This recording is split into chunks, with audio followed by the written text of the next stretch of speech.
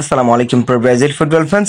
দর্শক, Neymar junior ব্রাজিলের প্রথম ম্যাচের খেলা দেখতে এসে কোস্টারিকার বিপক্ষে স্টেডিয়ামে কিন্তু রীতিমতো অবাক হয়ে গিয়েছিলেন এবং তিনি কিন্তু বেশ কয়েকবার ইমোশনাল হয়ে পড়েছিলেন যে কোস্টারিকার মতো একটা দলের সঙ্গে ব্রাজিল ড্র করছে, তাও এত দামি একটা স্কোর নিয়ে। তবে ব্রাজিলের ফুটবলাররা কিন্তু পরবর্তী ম্যাচে খুবই দুর্দান্তভাবে ঘুরে দাঁড়িয়েছে, কেননা তারা গতকালকে কিন্তু প্যারাগুয়ের বিপক্ষে মাঠে নেমেছিল এবং সেখানে প্যারাগুয়েকে কিন্তু 4-1 একটা বড় ব্যবধানে হারিয়েছে সেলেসাওরা। মূলত এই ম্যাচটি কিন্তু মাঠে বসে দেখেছেন নেইমার জুনিয়র এবং এই ম্যাচে কিন্তু অনেক বেশি আনন্দ পেয়েছেন এই ব্রাজিলিয়ান সুপারস্টার, কেননা ভিনিসিয়াস জুনিয়র একের পর এক গোল করছেন এবং নেইমার জুনিয়র কিন্তু স্টেডিয়ামেই অনেক বেশি আনন্দ করছেন।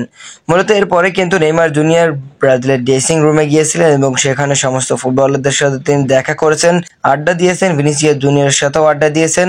এরপরে কিন্তু তিনি গণমাধ্যমে কথা বলেছেন। মূলত ব্রাজিলের এই সুপারস্টার কিন্তু ব্রাজিলের দলের সম্ভাবনা নিয়ে বলেছেন, ব্রাজিলের একটি ভালো দল আছে, খুব তরুণ, কিন্তু জয়ের জন্য যা লাগে তা অবশ্যই আছে।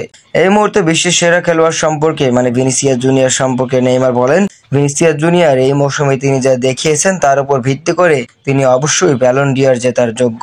মূলত নেইমার জুনিয়র ব্রাজিলের এই দলটা নিয়ে বলেছেন, এই দলটা অবশ্যই অনেক কিছু করবে এবং এই দলটা খুবই তরুণ, কেননা জয়ের জন্য কিন্তু যা যা দরকার এই দলে কিন্তু সবই রয়েছে।